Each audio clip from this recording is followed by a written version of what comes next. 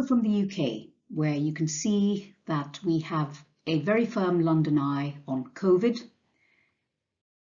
My name is Shirley D'Sa, and I am a consultant haematologist and associate professor at University College London, where I work at the University College Hospital and the National Hospital for Neurology and Neurosurgery. We have a specialised service for Waldenström's at our hospital, and also have a special interest in the neurological complications.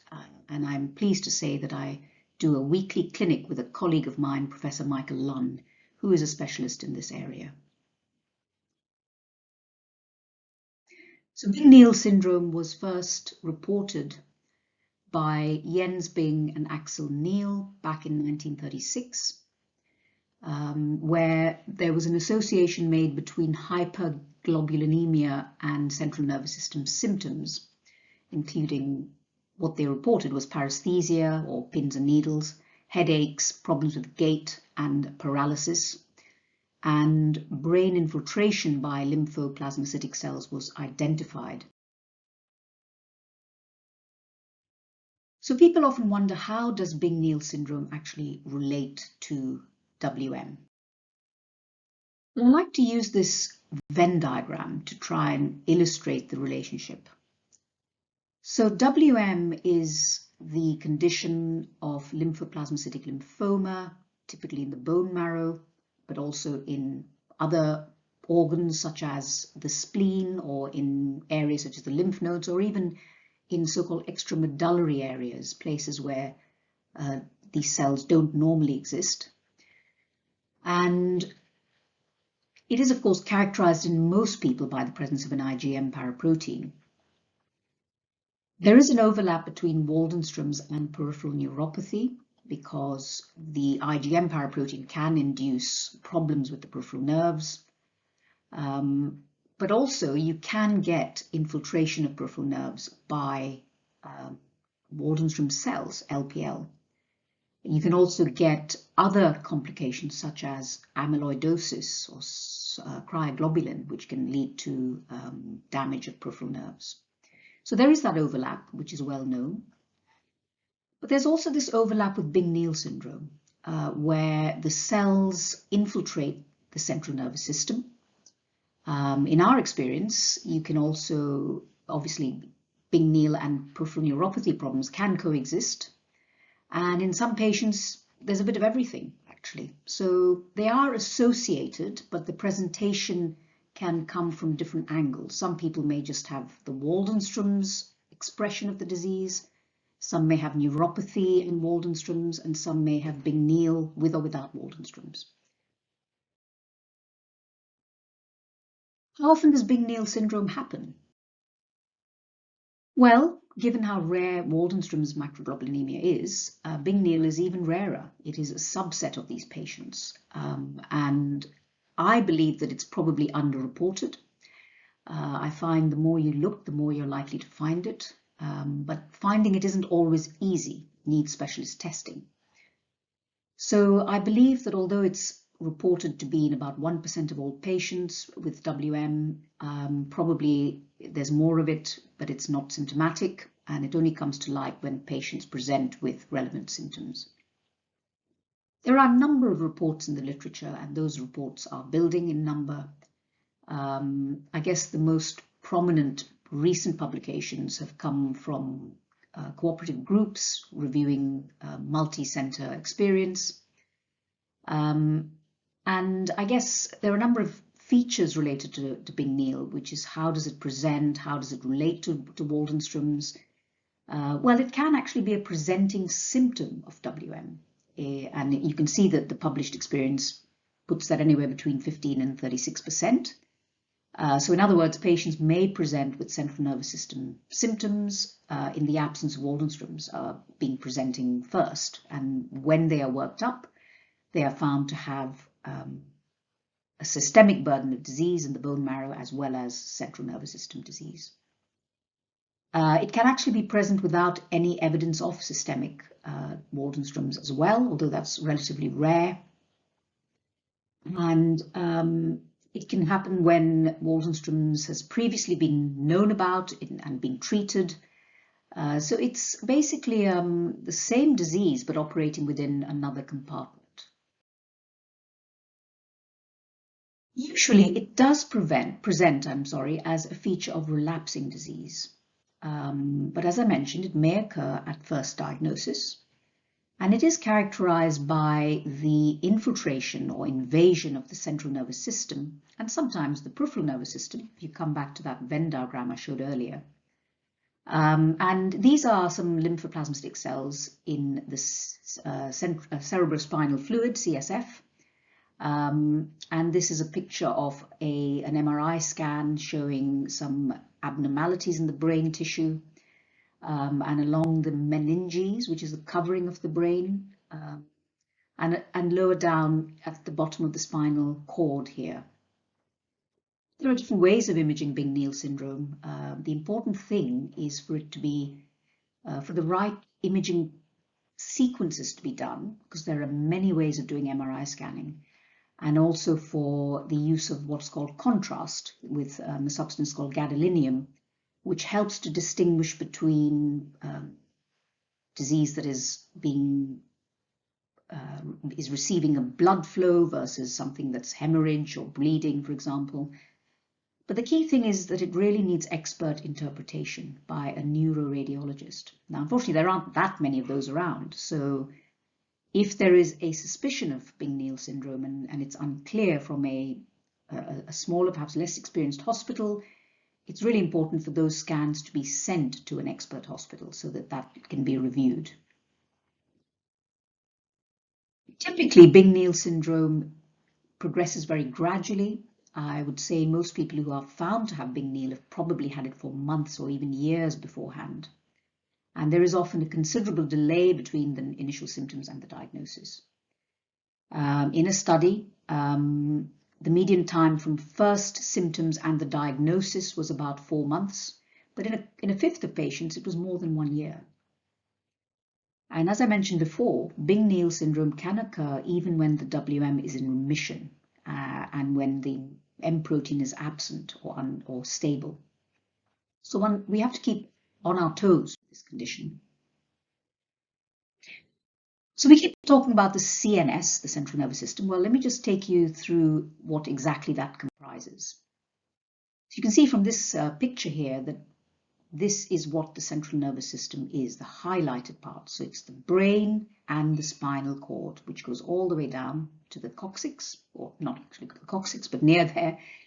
And this is how the kind of computer of the body really communicates with the rest of the body.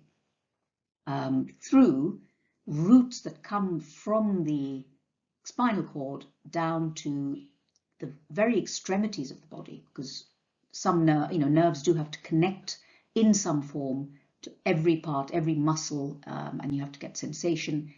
So some of the longest nerves come all the way down to the foot, the sciatic nerve, for example. Others will have trunks which then branch off and form smaller nerves which then reach the finer tissues. So this, you can see a side-on view of the brain and the spinal cord.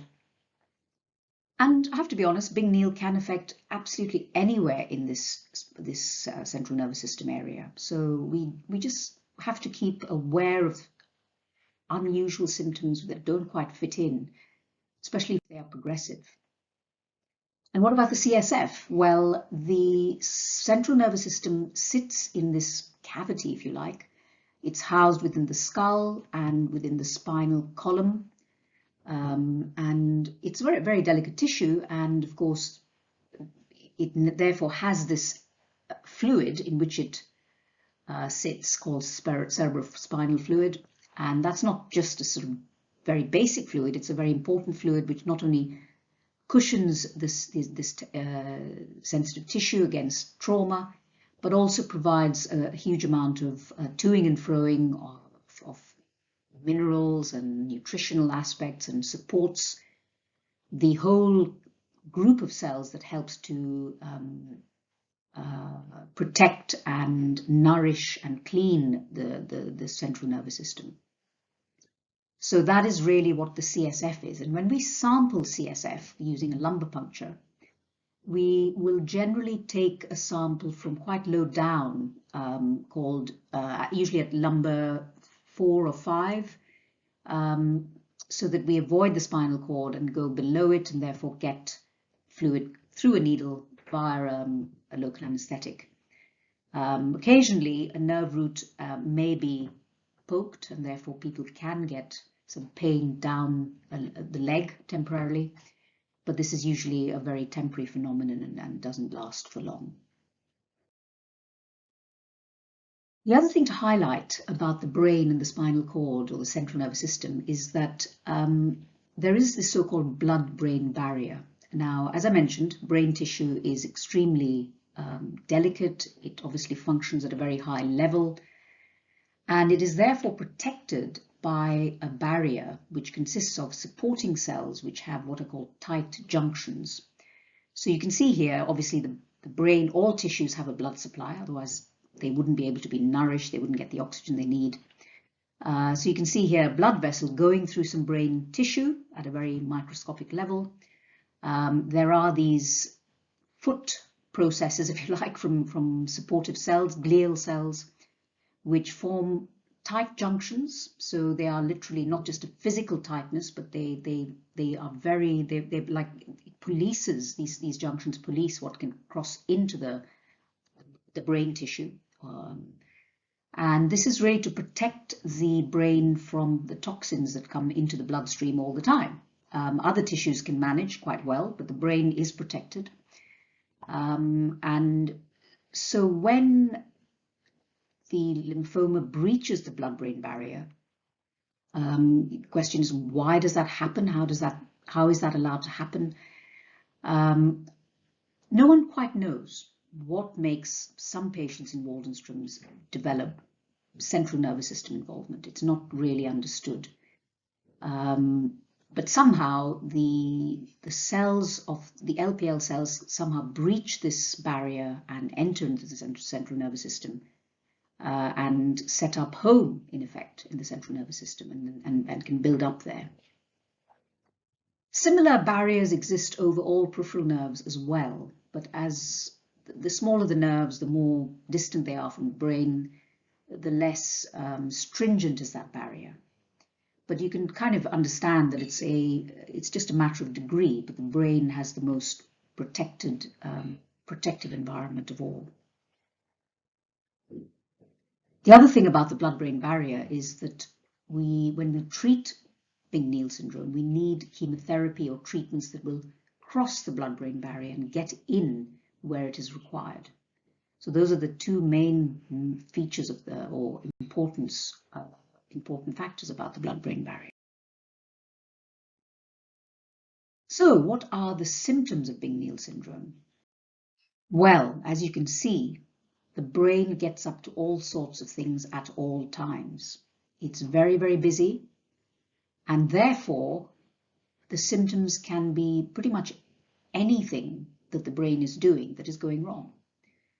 So clearly the brain does a lot of, it oversees a lot of motor functions, in other words, muscle movements. It oversees sensory functions, the receipt of signals such as pain and temperature and joint position sense, etc.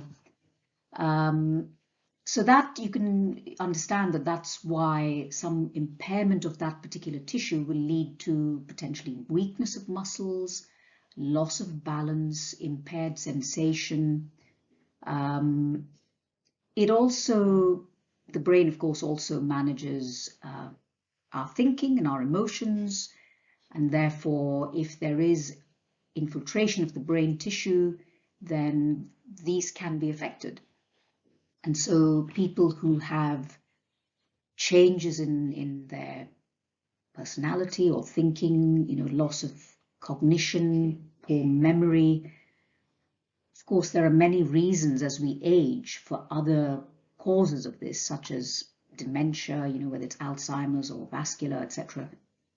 But in the setting of WM, and in the absence of any particular risk factors for these illnesses, I would personally have a low threshold for seeking out the possibility of Bing-Neel syndrome. The reason being that Bing-Neel syndrome is very, very treatable.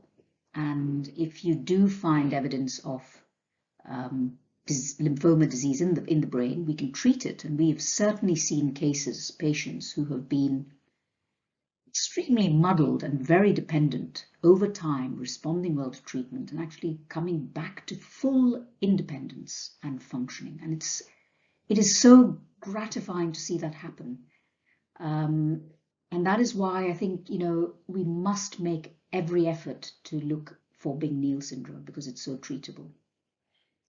So I think the key message from that point of view is that if people with WM develop symptoms of from the brain, if you like, brain dysfunction, it is worth the thought of Bing-Neel being considered, because as I'll mention shortly, the testing for Bing-Neel is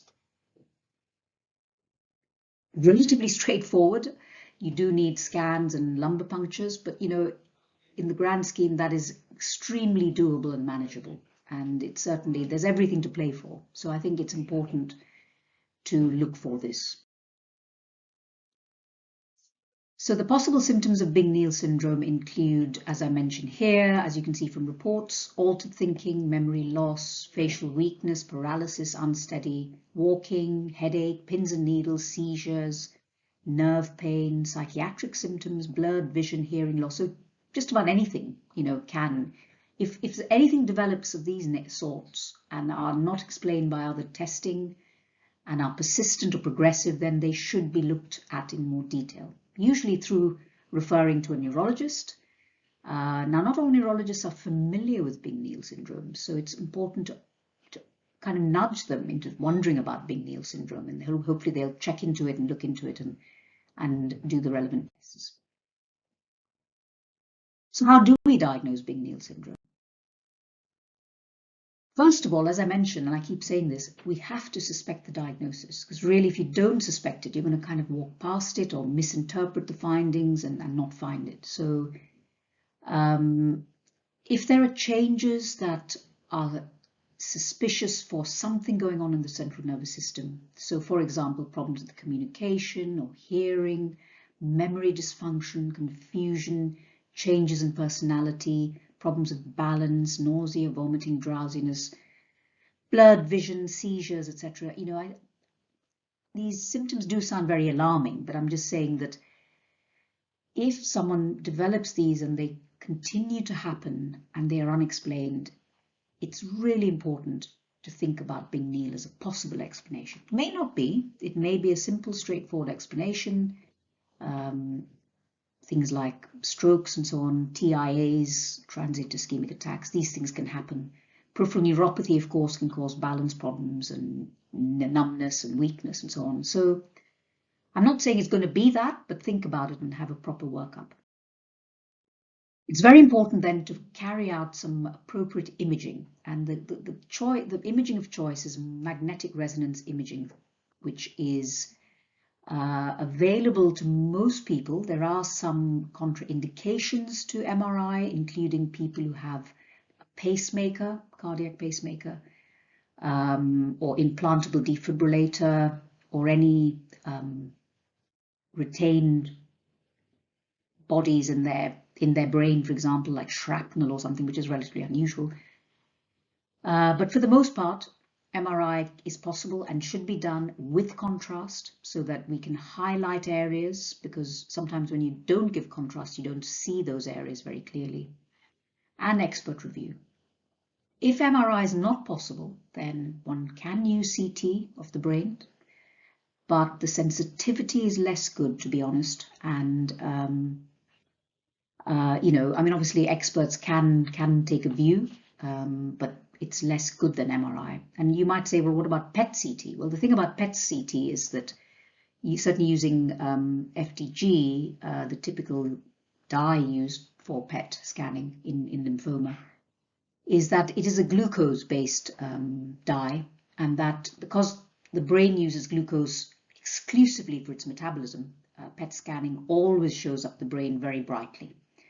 So it's not an easy way to look for something going wrong in the brain. So yes, This needs to be specially considered by the experts who are working the patient up with Bing-Neel. But that is the investigation of choice, and it should be done before the lumbar puncture, because if you do a lumbar puncture on someone and then scan them, you get some irritation of the meninges, which is the covering of the brain, and that can give you false positive results for weeks after, actually. So it's important to do the scan first and then the lumbar puncture. The other thing about a scan is it will show if there's any increased pressure within the skull, because if there is such a thing going on, it can be managed if it's known about, but it's not possible, or it's not appropriate to do a lumbar puncture if there is increased pressure within the skull. Which brings me on to the lumbar puncture. This is a way of obtaining this CSF that I mentioned from around the spinal column, lower down, so that we can simply literally put a needle in between a couple of vertebral bodies and obtain fluid which just drips out of the needle into a pot. You don't need too much. I mean, in some ways, we tend to take decent volumes so that we can do proper analysis, because we do look for whether there are cells present. Now, normally there shouldn't be any cells in the CSF, but sometimes you may get a blood tap because there are a lot of blood vessels around the lower part of the spine. If you get a blood tap, then you may see red blood cells in there. And if you then see red cells, the white blood cells may simply be a contaminant from the peripheral blood. So that has to be taken into account. If we, of course, see lots of white cells present and they are lymphoid in nature, then that is highly suspicious for Bing-Neel.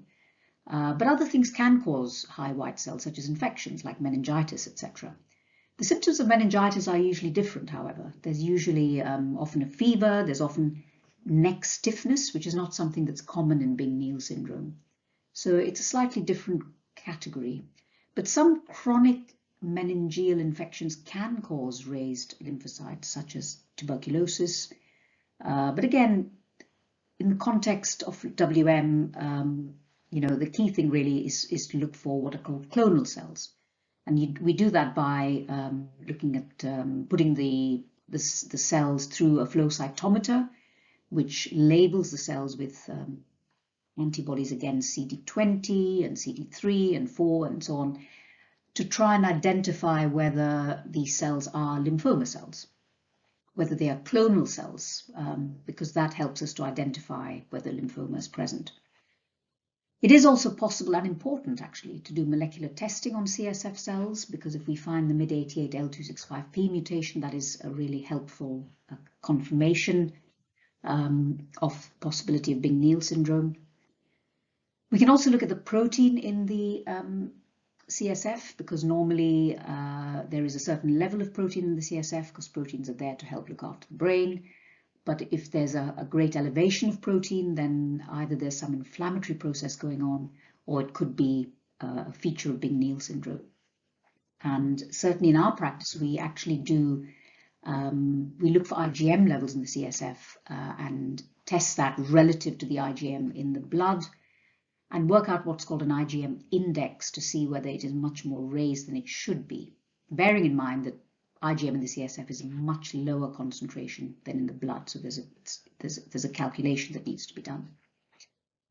So if CSF analysis is informative, then that is great. It gives us confirmation of diagnosis, it gives us some idea of the burden of the disease in the CNS, but not a total picture.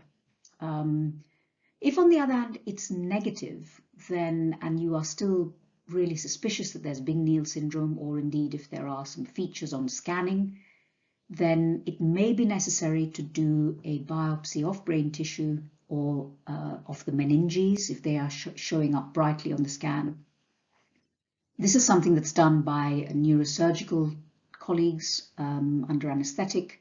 It's a short operation, but if it's needed, it's needed. And of course, in expert hands, it is a rather straightforward operation, although neurosurgery always sounds very scary. Many of our patients have been through such procedures, and that has helped us to treat them effectively. And how do we treat Bing-Neel syndrome? Well, first of all, a bit like Waldenström's itself, treatment should only be offered to symptomatic patients in whom you have a definitive diagnosis of Bing-Neel syndrome. We have had some patients who have had CSF taken for whatever reason, and we find evidence of Bing-Neel, but actually when we evaluate them, they are not symptomatic in the least of central nervous system symptoms. So what we have elected to do is not treat them and simply observe them and keep an eye on them and say to them, look, if things change, then you will need treatment that's directed against the CSF and the CNS.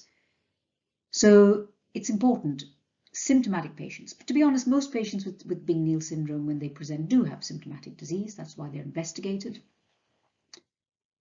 What about the goals of therapy? Well, a bit like the Waldenström's setting, Waldenström's is an indolent disease. It's not regarded as curable, but can certainly be pushed down to a very low level so that it keeps out of mischief.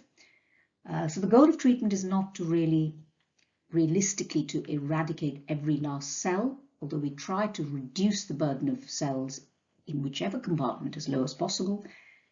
But the role is to improve functioning, well-being of the patient and the outcome for patients. And this sort of improvement can span many, many years, decades even, in our experience. I guess what it comes down to is treating the patient appropriately. And that is something that is a matter for research and review and analysis as we speak.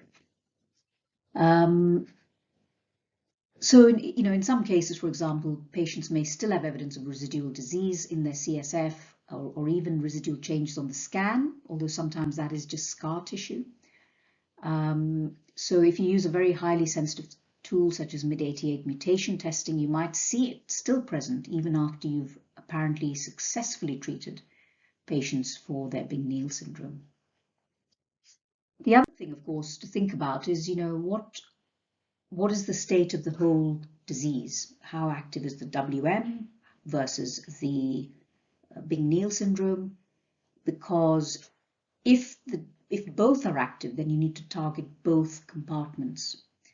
If, on the other hand, the mainstay of problems is the Bing-Neel syndrome, then that probably takes precedence over the WM side of things. So these are the decision-making processes we go through. Now, if someone has very active CNS problems that need urgent treatment, we do weigh up the use of various agents that are known to be effective in CNS disease.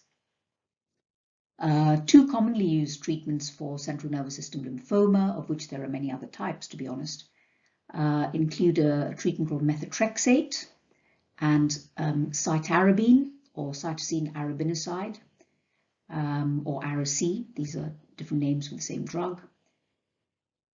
When these treatments are given in high dose, they cross the blood-brain barrier and they can treat CNS lymphomas. However, they are more intensive treatments and have to be given carefully, typically as an inpatient. So we do weigh that up on a case-by-case basis as to the amount of Bing-Neel that we need to treat, how badly off the patient is, whether they need a rather aggressive approach to try and reverse the damage, or whether we can be a bit more gentle and slow and steady with the treatment. Some traditional chemotherapy drugs do cross the blood-brain barrier, although they're not used typically for central nervous system disease. So these include, I guess, rather outdated treatments like fludarabine. Bendamustine, of course, is a very current treatment, and it has some characteristics in common with fludarabine and cladribine. And yes, it does cross the blood-brain barrier, and there have been a few reports of some good responses in Bing-Neel, but it's not. It's more of a systemic disease treatment.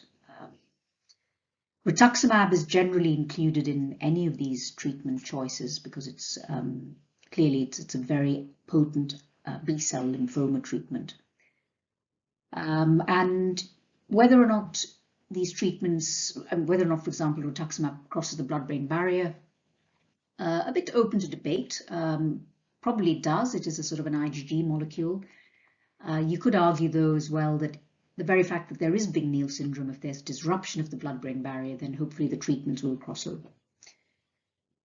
There are reports that proteasome inhibitors such as bortezomib or Velcade can also cross the blood-brain barrier, so they can be used potentially. And of course, BTK inhibitors. There are a number of reports of both ibrutinib and zanubrutinib and pirtobrutinib of treating Bing-Neel syndrome. So this is something that we use in cases. Thing to remember, though, is that BTK inhibitors are more slow and steady treatments. So my own opinion is that if someone does have very rather aggressive, damaging disease that is really impeding them, and if they are fit enough, I tend to at least start off with some higher dose chemotherapy in the form of methotrexate and cytarabine.